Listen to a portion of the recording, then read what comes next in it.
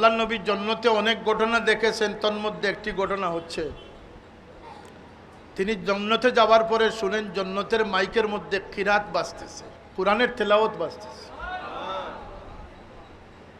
তিনি তাজ্জুব হয়ে জিজ্ঞেস করলেন জিবরিল আমিনকে যে এই আওয়াজটা তো শুনতেছি আমার সাহাবী নোমান বিন সাবিতের আওয়াজ, তাকে তো আমি মদিনায় রেখে এসেছি।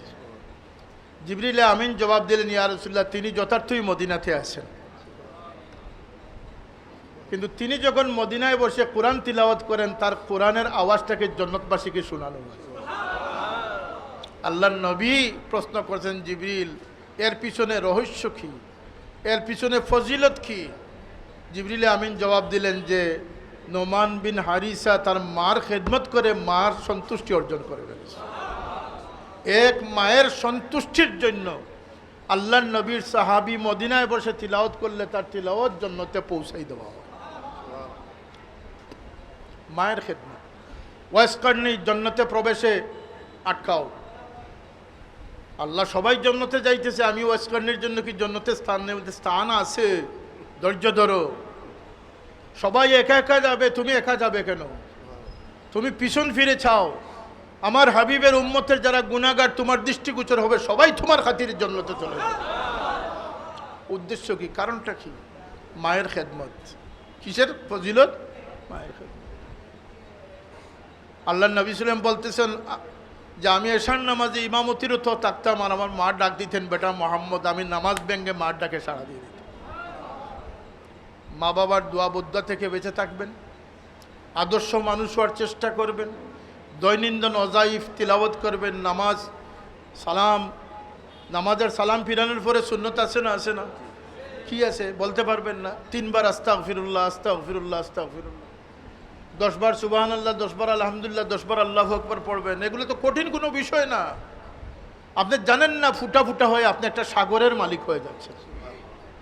তা আপনাদেরকে আমি উচ্ছ্বাসী, আপনার উশৃঙ্খল বানানোর জন্য আসিনি, আপনাদেরকে বা আখলাক বা আদব বা আমলদার হিসাবে এই সৌন্দর্যকে বৃদ্ধি করার জন্য উদাত্ত আহ্বান জানাচ্ছি। আরেকটি বিষয়ে আমি বিনীতভাবে অনুরোধ করতেছি যে আল্লাহর ওয়াস্তে যদি আশিকানে মুস্তফা, গোলামানে মুস্তফার লিস্টে নাম আমরা লিখাতে চাই, রাজি আছি কিনা? আসি না? আমরা নবীর আশিক হতে রাজি আছি না? আসি না? আল্লাহর ওয়াস্তে কিছু এমন কিছু কাজ খুঁজুন যে কাজ আমাকে আল্লাহর নবীর আশিকদের অন্তর্ভুক্ত করে দেয়। এর মধ্যে একটা সাধারণ নুসখা আপনাদের সামনে আমি প্রকাশ করি, সেটি হচ্ছে যে উম্মত হিসাবে না আছে নবীকে দেখার স্বাদ, না আছে নবীকে জানার স্বাদ, না নবীর সিরতের আগ্রহী আছে, না নবীর হুলিয়ার আগ্রহী আছি। নবীর চেহারায় আনোয়ার কেমন ছিল, দাঁত মুবারক কেমন ছিল, হাঁটা কেমন ছিল, কথা কেমন ছিল, জানার আগ্রহ তো আমরা হারিয়ে ফেলেছি। আল্লাহর ওয়াস্তে প্রতিটি কাজে নবীকে খুঁজুন, প্রতিটি কাজে আল্লাহর নবীর তরিকাকে জানুন, প্রতিটি কাজের মধ্যে আমার নবী আপনার সাথে আছে। আপনি ঘুমোতে যাবেন, বালিশে আপনি কিভাবে ঘুমাবেন? আল্লাহর নবীর সুন্নত আছে না? আছে না? খুঁজুন। ওয়াল্লাযীনা জাহাদু ফীনা লানাহদিয়ান্নাহুম সুবুলানা ওয়া ইন্নাল্লাহা লামাআল মুহসিনিন। আপনি যদি অগ্রসর হওয়ার নিয়ত করে ফেলেন, আল্লাহ আপনাকে একজন পাবন সুন্নতি বানাইয়া দিবেন। অনেক আলিমরাও জানেন না, আপনি এক ঘরে মেহমান হয়ে গেলেন। সচরাচর আমরা সাধারণত অনেকের বাড়িতে যেতে হয়, সেই বাড়িতে গিয়ে ঢুকবেন কিভাবে, সালাম কখন করবেন, বসবেন কোথায়, যদি সোফা সাজানো থাকে আপনি কোন সোফায় বসবেন সেটা আমার ইসলাম বলে দিয়েছে। আপনি বিছানা পাতা থাকলে সেখানে বসতে পারবেন না, বসলে কোন পাশে বসবেন সেটিও আমার ইসলামের দিক নির্দেশনা দিয়েছে। আপনি শৌচকার্য করার সময় বদনা কোন হাত দিয়ে ধরবেন আর কোন হাত দিয়ে আপনি পরিষ্কার হবেন সেটি ইসলামে আছে না? আছে না? নাই। কোথায়? মসজিদে ঢুকবেন, মসজিদে কি করতে হবে ইসলামে আছে। আজান পড়তেছে, আজানের সময় আপনি কি নির্বাক হবেন সেটা ইসলামে আছে। বাজারে গেছেন, মুরব্বী দেখছেন, আজকালকে বেয়াদবি প্রাতিষ্ঠানিকভাবে শিক্ষা দেওয়া হচ্ছে। আমার নবীর উসওয়া হচ্ছে একজন দাড়ি পাকনা মুরব্বীকে যদি কেউ সম্মান করে সেজন্য আল্লাহকে সম্মান করে। হে তালামিজে ইসলামিয়া, একজন হাফিজে কোরআনকে যদি কেউ মর্যাদা দেয় সেজন্য আল্লাহ পাককে মর্যাদা দিয়েছে। আল্লাহর নিসবত এই মানুষের মধ্যে আল্লাহ রেখে দিয়েছে, আল্লাহর নিসবত রেখে দিয়েছে। হজে যাইতেছেন আল্লাহর ডাকে সাড়া দিয়ে। এখানে জরির পোশাক পরার কথা ছিল, শেরওয়ানি পরার কথা ছিল, জুব্বা পরার কথা ছিল, কিন্তু আপনি জুব্বা পরে যদি লাব্বাইক বলেন, আপনার লাব্বাইক হবে? হবে আপনার লাব্বাইক? কারণ কি? এখানে হযরত ইব্রাহিমের ত্যাগকে আল্লাহ কবুল করে নিয়েছে। তুমি আমার ইব্রাহিমের লেবাস পরো, তাহলে তুমি লাব্বাইক বললে আমি তোমার লাব্বাইকের জবাব দেব। তুমি সাফা মারওয়ায় যেতে হবে, ইন্না সাফা ওয়াল মারওয়াতা মিন শাআইরিল্লাহ ফামান হাজ্জাল বাইতা আও ইতামারা ফালা জুনাহা আলাইহি।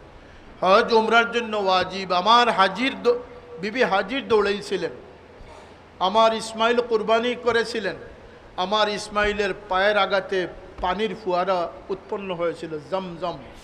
জমজম শব্দের অর্থ কি জানেন? জানেন না, কেউ জানেন না। থামো থামো থামো, সুবহানাল্লাহ বলবেন না? থাম থাম, বন্ধ হো বন্ধ হো, এর অর্থ হচ্ছে জমজম। ইব্রানি ভাষা, নবীর স্ত্রীর নিজস্ব ভাষা, জমজম। আর দরকার নাই, তুমি থামো, বন্ধ হো, ইব্রানি ভাষা। কিন্তু এই জমজমের উৎস কোথায়? তায়েফ পর্যন্ত মাটির নিচ দিয়ে খোঁজার চেষ্টা করে আধুনিক বিজ্ঞান। যখনই মেশিন স্টার্ট হয় 24 ঘন্টার জন্য, প্রতিটি গর্ত ছোট বড় থেকে জমজম করে জমজম এসে উপস্থিত হয়। যখনই মেশিন স্টার্ট বন্ধ হয়, জমজম বন্ধ হয়। কার বরকত? কার বরকত? ইসমাইল আলাইহিস সালামের পায়ের আঘাতের বরকত, বিবি হাজিরের দিলের তমন্নার বরকত। সুতরাং আল্লাহ মানুষকে দিয়ে এই জমিনকে সৌন্দর্যমণ্ডিত করেছেন, বরকতময় করেছেন। তালামজি ইসলামিয়ার বন্ধুদের প্রতি আমার গুজারিশ, শুধু স্লোগান নয়, শুধু শুধু নাদান দুস্থের মতো মোবাইল ফেসবুকে যেন তেন স্ট্যাটাস দেওয়া আপনাদের কোনো দায়িত্ব নয়। বরং আমি আজকে আপনাদের দায়িত্বশীলতার সাথে বলতেছি, যদি আল্লাহকে খুশি রাজি করতে চান, মোবাইল থেকে যত দূরে থাকবেন আল্লাহকে তত তাড়াতাড়ি খুশি রাজি করতে হবে। হ্যাঁ, যদি এই ধরনের কোনো নিউজ হয়, সংগঠনের প্রচার প্রসারের জন্য যেটি উপযুক্ত হয় সেটিকে প্রচার করতে কোনো বাধা নেই। কিন্তু আপনি পাগড়ি পড়তেছেন, কত বড় কম বক্ত! একজন ইমাম পাগড়ি পড়তেছে, সে আয়নার সামনে দাঁড়িয়ে তার পাগড়িটাকে ফেসবুকে সে ফলো করতেছে। মানুষ তাকে কি ধন্যবাদ দিবে না লানত দিবে? এটা একটা দুনিয়া পাগল মানুষ, একটা সুহরত কামী মানুষ, সে নিজে তাকে জাহির করতে চায়। কথা ঠিক না? ঠিক না? মায়ের পেট থেকে সন্তান পয়দা নিচ্ছে, এখনো নোংরামি লাগানো রয়েছে, এখনো পরিষ্কার করা হয় না, এটার ছবি দিয়ে আমাকে আল্লাহ এক বাচ্চা দিয়েছেন, তিনি বড় ভালো একজন বাপ হয়ে গেছেন। লানত তোমার সুচের উপরে। তোমার এই মোবাইল টোবাইল দিয়ে মসলক সংগঠনের কোনো ক্ষতির কারণ যদি হন, মকবুল সংগঠনের ক্ষতির চেষ্টা যদি কারণ হন, কিয়ামতের দিন আল্লাহর কাছে জবাব দিয়ে হবেন, দুনিয়াতেও জলিল হবেন। এগুলা থেকে দূরে থাকবেন। কারো কটাক্ষের জবাব কটাক্ষ দিয়ে নয়, সিলমান কাতাক ও আহসিন ইলা মা সা ইলাইক, তুমি আদর্শ দিয়ে জবাব দাও। আমরা কাউকে গালিগুলাজ করার দায়িত্ব দেই নাই। খোদার কসম করে বলতে পারি, লক্ষ লক্ষ কর্মীরা আজকে ফেসবুক চালাইতেছে। বিগত কত বছর যাবৎ ফেসবুক আবিষ্কার হয়েছে, আল্লাহর কসম করে বলতে পারবো কোনো ফেসবুকের কারিগরের সাথে আমার ব্যক্তিগত কোনো সম্পর্ক নাই। আপনাদেরকে সাক্ষী রেখে আমি কসম করে বলতে পারবো, ফেসবুক আবিষ্কার হওয়ার পর থেকে একটি ছবি আমার উঠানোর জন্য আমি কাউকে নির্দেশ করি নাই। কিন্তু আমি করি নাই তাতে কি, সবচেয়ে বেশি ছবি তো আমারই বোধহয় চলতেছে। কথা ঠিক না? ঠিক না? আমি এগুলো চাই না। কোনো গালিগুলাজের সাথে আমার কোনো সম্পর্ক নাই। আমাকে যারা মিথ্যা তহমত দিতেছেন, আরেকজনকে দিতেছেন, আমি সবার উদ্দেশ্যে, সবাই ভাই আমার, সবাই মুসলমান। আমার তালামিজের কর্মীরা যেভাবে আমার ভাই, আরও মুসলমানরা কি আমার ভাই নয়? আমি সকল দলের ভাইদের উদ্দেশ্যে বলতেছি, না জেনে না বুঝে, সত্যতা না যাচাই করে ভালো মন্দ যেগুলো লাইক কমেন্ট দিতেছো, 5টা 7টা মোবাইল তোমার জীবনে শেষ হয়ে যাবে, পানিতে পড়ে যাবে। কিন্তু তোমার এই লাইক কমেন্টটি আল্লাহর দরবারে রেকর্ডিং হয়ে গেছে। কথা ঠিক না? ঠিক না? মা ইয়ালফিজু মিন কাউলিন ইল্লা লাদাইহি রাকিবুন আতীদ। তুমি কিন্তু কিয়ামতে পার পাইবা না। তুমি আরেকজনকে তুমি দ্বারা আরেকজনের ইজ্জত নষ্ট হয়েছে। আল্লাহর রসুল খানায় কাবার তোয়াফরত অবস্থায় মধ্যখানে আটকে গেছেন। তোয়াফরত অবস্থায় আল্লাহর নবী মধ্যখানে থামে গেছেন। কাবার দিকে ইশারা করে আল্লাহর নবী বলছেন, হে খানায় কাবা, হে কাবাতুল্লাহ, নিঃসন্দেহে তোমার ইজ্জত, তোমার হুরমত, তোমার সম্মান আল্লাহ পাক সর্বোচ্চ বৃদ্ধি করেছেন। কিন্তু জেনে রেখো, তোমার চেয়ে একজন মুমিনের জান মাল ইজ্জত আবরুর মর্যাদা আল্লাহ পাক আরো বেশি করে দিয়েছে। একজন মানুষের ইজ্জত নষ্ট করা খানায় কাবা ভাঙার চেয়ে আরো বড় গুনাহ।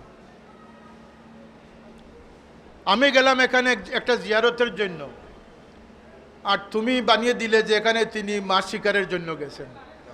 কথাটার সাথে কথার মিল হলো? কথা বলেন। আমার উদ্দেশ্যের সাথে তোমার বলার কোনো মিল হয়েছে? আমি এখানে গিয়েছি একটা কবর জিয়ারতের জন্য। একটা উদাহরণ দিতেছি।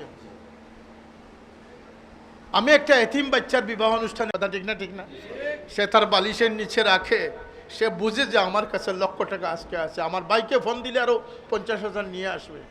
তোমার আল্লাহ ছাড়া যেহেতু আর কেউ নেই, তোমাকে আমি 5,000 টাকা তোমার নিজস্ব খরচের জন্য আমি দিয়ে দিলাম। আল্লাহ সাক্ষী করে বলতেছি, সেই ছবি দিয়ে আমার সাথে নোংরামির ঠেক লাগিয়ে দেওয়ার চেষ্টা করা হয়েছে। আল্লাহ এই সমস্ত মিথ্যাবাদীদেরকে হেদায়ত দান করুন, আর যদি হেদায়ত নসিবে না হয় তাহলে তার শাস্তি আল্লাহ পাক দান করুন। আমার জীবনে যে কয়েকদিন আমি অতি আপ্লুত হয়েছিলাম বা অতি আবেগী হয়েছিলাম, আমার বুক ফেটে কান্না এসেছিল, তার মধ্যে এই একটি দিন ছিল। এবং আমার সব কর্মকাণ্ডের মধ্যে এটি একটি শ্রেষ্ঠ কর্ম বলে আমি নিজে আত্মবিশ্বাস। কারণ এই মেয়েটি তখন ইজিন দিতেছিল। সে ইজিন দেওয়ার আগে বলছে যে সাবকে আনেন, সাবের সামনে ছাড়া আমি ইজিন দেব না।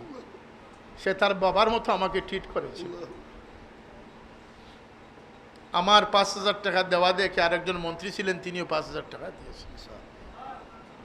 সে একটা পবিত্র মন নিয়ে, একটা পবিত্র ঘটনা প্রবাহকে এই ধরনের আরো অনেক মিসগাইডেড হচ্ছে। আমার ক্ষেত্রে না, সবার ক্ষেত্রে। আল্লাহর ওয়াস্তে ধারণা প্রসূত, ইন্না বাদা জান্না ইসমুন ফালা তাজাসসু, আল্লাহর কুরআন নিষেধ করেছে। আইয়ুহিব্বু আহাদুকুম আন ইয়াকুলা লাহমা আখি ফাকারিহতুমু, কেউ কি পছন্দ করবে তার ভাইয়ের মৃত গোশত ভক্ষণ করা? নিশ্চয় সেইটাকে অপছন্দ করে। এমনকি গীবতের পরে আল্লাহর নবী বলেছেন, তোমার দাঁতকে তুমি খিলাইল করো, টুথপিক দিয়ে তোমার দাঁত পরিষ্কার করো, তোমার দাঁতের ভিতরে তোমার মৃত ভাইয়ের গোশত প্রবেশ করেছে। এমন হাদিস আছে না? আল্লাহ এই সমস্ত বাতিল ফিতনা থেকে যেমন আমাদের আত্মরক্ষা করার দরকার, বাতিল পরিক্রমা থেকে আমাদেরকে হেফাজত করার দায়িত্ব আছে না? আছে না? আমি তালামিজ ইসলামের কর্মীদেরকে উদাত্ত আহ্বান জানাবো, প্রত্যেকটি প্রতিষ্ঠান ভিত্তিক মুরব্বীদেরকে আমি আহ্বান জানাবো, প্রত্যেকটি মসজিদ ভিত্তিক মানুষের ইমান আমল তাকওয়া যেভাবে বৃদ্ধি পায় সেই সমস্ত অনুষ্ঠান সাজানোর।